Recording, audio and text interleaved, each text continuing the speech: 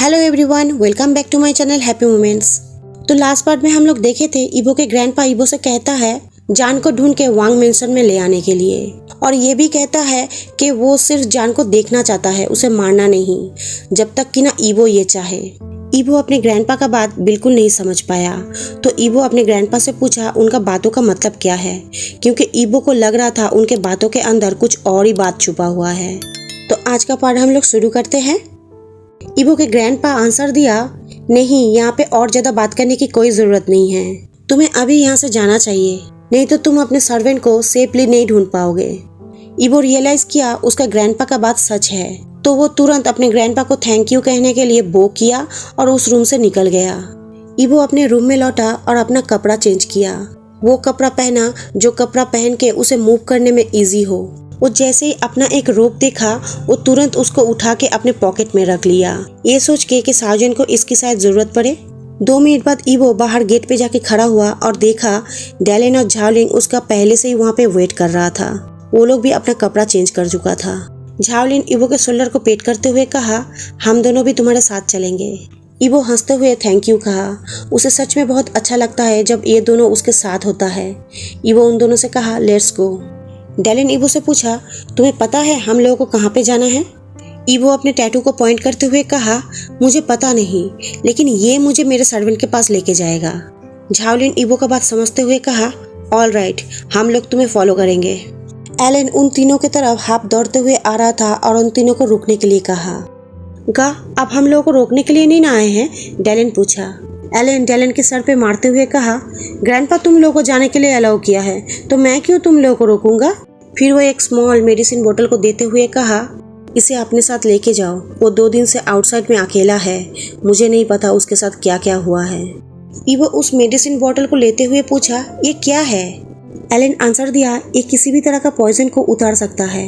इबो अब हंसते हुए उस बोतल को अपने मुट्ठी में पकड़ लिया, ये मेडिसिन सार्जेंट को सेव कर सकता है। इबो अब एलेन को कहा, थैंक यू गा, अब हम लोग चलते हैं। एलेन इबो के बातों पे नोट करते हुए कहा, बी केयरफुल। वो तीनों भी एलेन के बातों पे कॉन्फिडेंटली नोट किया। फिर वो तीनों इमीडिएटली दौड़ते हुए एक हिल पे चढ़ गया। फिर कुछ देर में ही फॉरेस्ट पे एंटर किया। इधर स्टडी रूम के विंडो से ग्रेट मास्टर वांग नोटिस कर रहे थे उनके 3 ग्रैंडसन को जाते हुए। उनका एक्सप्रेशन अभी अनरीडेबल था। ग्रैंडपा, अब फाइनली इबो को जाने दिए हो। उस रूम में बहुत देर से साइलेंस था। उस साइलेंस को तोड़ते हुए यांगांग कहा। ग्रेट मास्टर वांग एक गहरा सांस लिया, फिर उसे छोड़ दिया। फिर यांगांग की तरफ देखते हुए कहा, इबो एग्जैक्ट वही सारा बात कहा जो उसके फादर ने कहा था। इस टाइम मैं चाहता हूँ हर चीज़ को चेंज करना, अगर ये पॉसिबल हो तो। मैं उस सर्वेंट को पहले देखना चाहता हूँ, उसके बाद मैं डिसाइड करना चाहता हूँ उसके लिए क्या ज़रूरत होगा। यांगांग पूछा, ग्रैंडपा, आपको क्या लगता है, क्या वो अभी तक जिंदा होगा? एनर्जी, स्पेशली एनर्जी, वो इबो से सेपरेट हुआ है, 5 दिन होने को आया है, क्या वो अभी भी स्टिल जिंदा होगा, वो भी अकेले इतने सारे हंटर्स को फेस करके? ग्रेट मास्टर वांग कहा, नेचुरली हर एक सर्वेंट को उसके मास्टर से 2 या 3 दिन में कम से कम एक बार एनर्जी लेना ही पड़ता है, और अगर ऐसा नहीं हुआ वो सर्वेंट सांस नहीं ले पाएगा और मर जाएगा। लेकिन मुझे नहीं पता इबो का क्रिएट सर्वेंट के बारे में। यांगांग कुछ मोमेंट के लिए सोचा, फिर नोट करते हुए कहा, I understand grandpa. Then great master Wang फिर से विंडो के बाहर देखने लगा। ये सब बातों का मतलब क्या है? यांगमी, जो ये सब बात सुन के बहुत ज़्यादा कंफ्यूज थी, वो धीरे से लो वॉइस में यांगांग से पूछी। यांगांग अपने वाइफ की तरफ देखते हुए कहा, कारण इबो का मिक्स ब्लड, वो किस तरह का सर्वेंट क्रिएट किया है हम लोगों को नहीं पता। यांगमी यांगांग का बात समझ गई और उसके बातों पे नोट की। इधर साओजिन जोर जोर से सांस लेते हुए एक पेड़ के पीछे छुप के अपने सारे एनिमीज को ऑब्जर्व कर रहा था। वो 2 दिन से इस फॉरेस्ट के अंदर दौड़े जा रहा था, क्योंकि वो इस फॉरेस्ट से निकल ही नहीं पा रहा था, और इस फॉरेस्ट से बाहर निकलने का रास्ता ना ढूंढ पाने का कारण है वो अपने छुपे हुए जगह से बाहर नहीं निकल पा रहा था।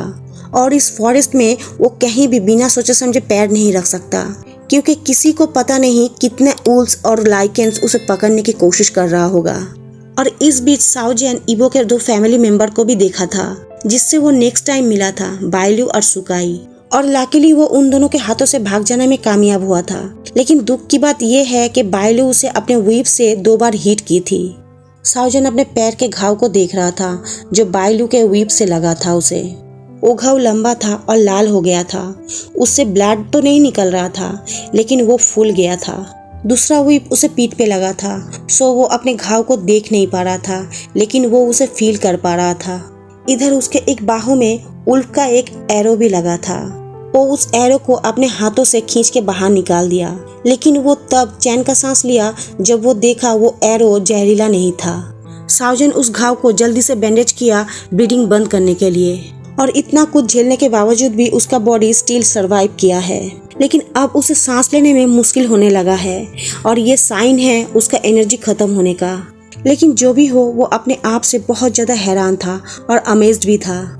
लास्ट टाइम इवो उसे एनर्जी दिया था 5 दिन पहले, लेकिन अभी भी वो एनर्जी स्टिल उसके बॉडी में है, लेकिन अब उसका एनर्जी खत्म होने को आया है। मुझे सरवाइव करना ही पड़ेगा, साउजन अपने आप से ये कहने लगा, जैसे ही वो अपने आसपास सब कुछ ऑब्जर्व करने लगा। क्या तुम श्योर हो वो इस फॉरेस्ट में है? डैलन इवो से पूछा, फेस में संशय लेके। वो तीनों जस्ट एक फॉरेस्ट से निकल के अभी वो तीनों एक दूसरे फॉरेस्ट में खड़ा था। इवो नोट करते हुए कहा, मुझे ऐसा ही फील हो रहा है। डैलन गुस्सा होते हुए कहा, फील? हे ब्रो, क्लियरली बोलो। इवो कहा, पहले फॉरेस्ट के अंदर घुसते हैं, उसके बाद हम लोग जान जाएंगे, चलो। वो अपने दोनों कजन के आगे चलने लगा। जावलिन बिना कुछ बोले ही इवो को फॉलो करने लगा। डैलन भी अपना आंखें रोल करते हुए लेजीली उन दोनों को फॉलो करने लगा। वो लोग चलते हुए ज्यादा टाइम नहीं हुआ था, पर उन लोगों के ऊपर अटैक होने लगा बहुत सारे एरोज से। वो तीनों सारे एरोज को डॉज करने में कामयाब हो गया, पर उसके बाद सारा चीज शांत हो गया। लेकिन वो तीनों एक दूसरे की तरफ पीट करके राउंडली खड़ा हो गया और चारों तरफ अच्छे से देखने लगा। व्हाट द हेल, वो लोग हम लोगों के ऊपर अटैक कर रहा है, डैलन वायलेंटली कहा। देख के ऐसा लग रहा है हम लोग सही फॉरेस्ट में आए हैं, इवो डैलन से कहा। डैलन पूछा, लेकिन वो लोग हम लोगों के ऊपर क्यों अटैक कर रहा है? जावलिन क्विकली रिप्लाई दिया, ये एक हंट है। इवो कहा, शिकार को पकड़ने के लिए वो लोग एक दूसरे के ऊपर अटैक कर रहा है, अपने राइवल्स को हटाने के लिए। जितना शिकारी कम होगा उन लोगों को उतना अच्छा चांस मिलेगा शिकार को पकड़ने के लिए। डैलन बिना कुछ सोचे समझे ही कहा, वाओ, मैं उस म्यूट को झुक के बो करूंगा। अगर वो उसके इतने सारे हंटर के हाथों से बच के निकल गया होगा तो ये काफी भयानक है। इवो कहा, मैं तुम्हारे बात को याद रखूंगा, और एक बात, वो म्यूट नहीं है। इवो के बाद जैसे ही फिनिश हुआ, उन लोगों के ऊपर फिर से बहुत सारे एरोज से अटैक होने लगा। वो लोग फिर से क्विकली उन सारे एरोज को डॉज करने में कामयाब हुआ, लेकिन उन लोगों के पीछे जितने भी एनिमीज था, सारे एरोज जाके उन लोगों को हिट किया और वो लोग ग्राउंड में गिर गया। डैलन ये सब देखते हुए कहा, तुम सही हो, ये लोग एक दूसरे के ऊपर अटैक कर रहा है। जावलिन पूछा, फिर हम लोगों को अभी क्या करना चाहिए? किल, मैं भी अपने राइवल्स को हटाना चाहूंगा। इवो ये कहते हुए अपने ट्रिगर को अपने एक एनिमी की तरफ फेंका और वो कामयाब हुआ अपने एक राइवल को मारने में। इधर साउजन आसमान की तरफ देखने लगा। अभी अंधेरा छाने ही वाला था, आसमान का कलर अभी ऑरेंज कलर हो गया था। और एक दिन बीत गया। बिना रियलाइज किए जान के आंखों से आंसू गिरने लगा। वो अपने मन में सोच रहा था, इवो, क्या मैं फिर से तुम्हें देख पाऊंगा? उसका कॉन्फिडेंस पहले बहुत ज्यादा था, लेकिन अभी धीरे धीरे वो कॉन्फिडेंस गायब होने लगा है। उसका हाथों का घाव उसे बहुत ज्यादा दर्द दे रहा था, और इसी से उसे लगने लगा था कि वो अब ज्यादा देर तक नहीं टिक पाएगा, और इधर उसका एनर्जी भी खत्म होने वाला है। साउजन सैडली स्माइल करने लगा। एक लाइकन सर्वेंट उसके मास्टर के बिना कुछ भी नहीं है, सो उसके डेस्टिनी में मौत शुरू से ही लिखा हुआ था। अब उसे फर्क नहीं पड़ता अगर वो मर जाए तो, क्योंकि वो ये सारे रनिंग और हंटिंग से टायर्ड हो गया था। अभी वो बस एक ही बात सोचे जा रहा था, क्या उसके मरने के बाद इवो उसका बॉडी को ढूंढ पाएगा, वो भी पेड़ के इतने ऊपर से? लेकिन इस पेड़ से वो नीचे नहीं उतर सकता, क्योंकि अभी के लिए ये पेड़ ही उसका सबसे ज्यादा सेफ प्लेस है। इधर इवो, डैलन और जावलिन चलते हुए एक रास्ते से जा रहा था, जो रास्ता उन लोगों को फॉरेस्ट के डीप में लेके जा रहा था। उन लोगों को उस रास्ते से जाते हुए 3 टाइम्स उन लोगों के एनिमीज से फाइट हुआ था, और वो भी सारा अचानक ही हुआ था। इधर आसमान में अंधेरा छा रहा था और हवा कोल्ड होता जा रहा था। इवो, क्या हम लोग कुछ देर के लिए रेस्ट नहीं कर सकते? देखो ऑलमोस्ट अंधेरा होने ही वाला है, डैलन सजेस्ट किया। पूरा अंधेरा होने से पहले हम लोगों को उसे ढूंढ लेना है। मुझे इस बात का डर है, अगर पूरा अंधेरा हो गया तो उसे ढूंढना और भी मुश्किल हो जाएगा। इवो चलते हुए ही डैलन से ये बात कहने लगा, लेकिन डैलन इवो के बातों का प्रोटेस्ट करने वाला था, लेकिन सडनली झाओलिन डेलन के हाथों में हाथ रख के अपना सर हिला के उसे प्रोटेस्ट करने के लिए मना किया। डेलन अब झाओलिन का बात मान के बिना कुछ बोले ही ईवो के पीछे पीछे फिर से कंटिन्यू चलने लगा। इस रास्ते से ईवो ये कहते हुए एक छोटा सा रास्ते की तरफ चलने लगा। तुम श्योर हो? डेलन फिर से पूछा। डेलन टैटू की तरफ देखो, झाओलिन ईवो के हेड की तरफ पॉइंट करते हुए कहा। डेलन भी झाओलिन के पॉइंट किए हुए दिशा की तरफ देखने लगा। डेलन और झाओलिन दोनों ही देख पा रहा था ईवो के टैटू फ्लैश कर रहा था। ऑफकोर्स ये सिर्फ वो दोनों ही देख पा रहा था, ईवो नहीं देख पा रहा था। उसे पता है ईवो का टैटू ही ईवो के स्टेप को गार्ड कर रहा है, उसका टैटू ही उसके सर्वेंट की तरफ लेके जा रहा है। मेरे टैटू की तरफ देखो, क्या ये भी फ्लैश कर रहा है? डेलन झाओलिन को अपना टैटू दिखाते हुए कहा। झाओलिन उसके हेयर को हटाते हुए उसके टैटू को देखा, फिर अपना सर हिलाते हुए कहा, नहीं, लेकिन तुम्हारे टैटू को देख के लग रहा है ये धीरे धीरे फेड हो रहा है, शायद ये गायब हो जाएगा। ये सुनते ही डेलन लाउडली चिल्लाते हुए कहा, क्या? और तुरंत उन लोगों की तरफ अटैक होने लगा। डेलन और झाओलिन क्विकली उस अटैक को डॉज किया, लेकिन दुख की बात वो लोग ग्राउंड में गिर गया। ईवो जल्दी से उन दोनों के पास दौड़ते हुए गया और धीरे से उन लोगों से कहा, चुप रहो और स्टे अलर्ट, हम लोगों को पता नहीं है हम लोगों के आसपास एनिमीज है या नहीं। झाओलिन ईवो के बात को समझते हुए नोट किया। लेकिन मेरे बैग में दर्द हो रहा है, डेलन कॉम्प्लेन करने लगा। ईवो शांति से कहा, ऐसा हुआ है क्योंकि तुम बहुत ज्यादा लाउड हो, ये सब हुआ है झाओलिन के वजह से। डेलन झाओलिन से कहा। झाओलिन पूछा, लेकिन इसमें मेरा क्या गलती है? हाँ, क्योंकि तुम बोले थे मेरा टैटू फेड होना स्टार्ट किया है और शायद गायब हो जाएगा।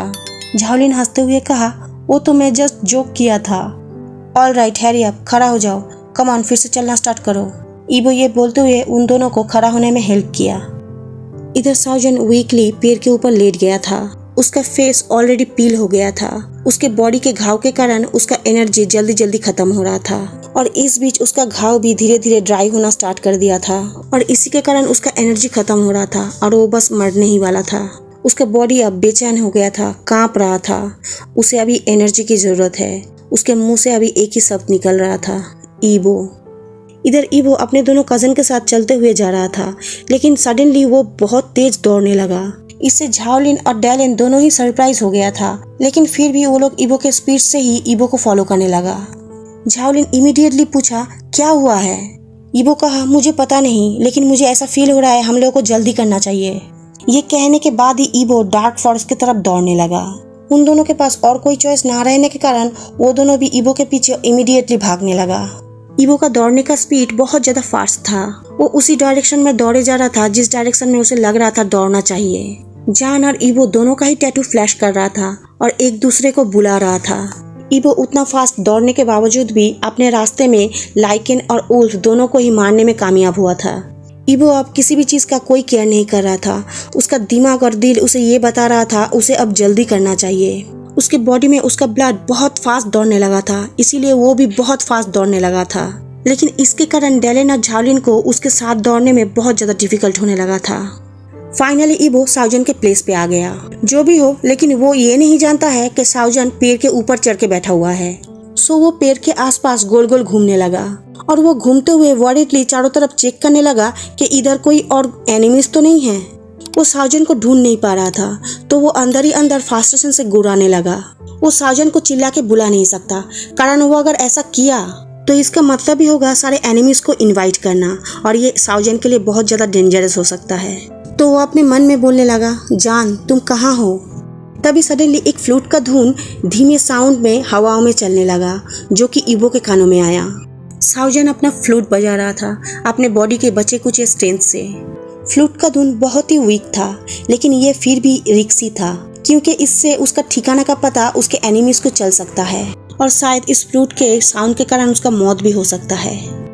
फ्लूट का धुन, ईवो सोचने लगा। फिर वो ध्यान लगाया और अपने मन में कहा, पेड़ के ऊपर। ईवो तुरंत जंप करते हुए स्ट्रेट एक पेड़ के ऊपर चढ़ने लगा। वो एक पेड़ से दूसरे पेड़ पे जंप करने लगा, जब तक कि ना उस फॉरेस्ट के सबसे लंबा पेड़ पे वो पहुंचा। वो उस पेड़ पे पहुंचते ही साउजन को ढूंढना स्टार्ट किया। ठीक ईवो का जैसे मूवमेंट था, उसका कुछ एनिमीज भी उसे देख के ठीक वैसा ही सेम थिंक करने लगा। वो लोग भी पेड़ के ऊपर चढ़ के साउजन को ढूंढना स्टार्ट किया, लेकिन इस बार ईवो चुप नहीं रहा। वो पेड़ के ऊपर से जितने भी एनिमीज को देख पा रहा था, वो इमीडिएटली अपना डिगर फेंका और सारे एनिमीज को खत्म किया। फिर वो ध्यान लगाया साउजन को ढूंढने में और वो ढूंढने लगा वो फ्लूट का साउंड ओरिजिनली कहाँ से आ रहा था, उस फ्लूट के साउंड का असली पता। और सिर्फ 5 सेकंड के बाद वो स्माइल करते हुए कहा, मैंने तुम्हें ढूंढ लिया। इस पार्ट को आज यहीं पे मैं खत्म कर रही हूँ। अगर ये पार्ट आप लोगों को सुन के अच्छा लगे तो लाइक करना, शेयर करना, कमेंट करके मुझे बताना ये पार्ट आप लोगों को सुन के कैसा लगा। और अगर चैनल में नए हो तो इस चैनल को सब्सक्राइब कर लेना। फ्रेंड्स, कोलकाता में तो बहुत ज्यादा गर्मी है, बहुत ज्यादा। लेकिन आप लोग जहाँ पे रहते हो, आप लोग के उधर वेदर कैसा है? मेरा तो गर्मी की वजह से हालत बहुत खराब है। आप लोगों का हालत कैसा है? हो सके तो कमेंट में मुझे बताना। तो आज मैं चलती हूँ, आप लोग अपने हेल्थ का ख्याल रखना। Bye bye friends.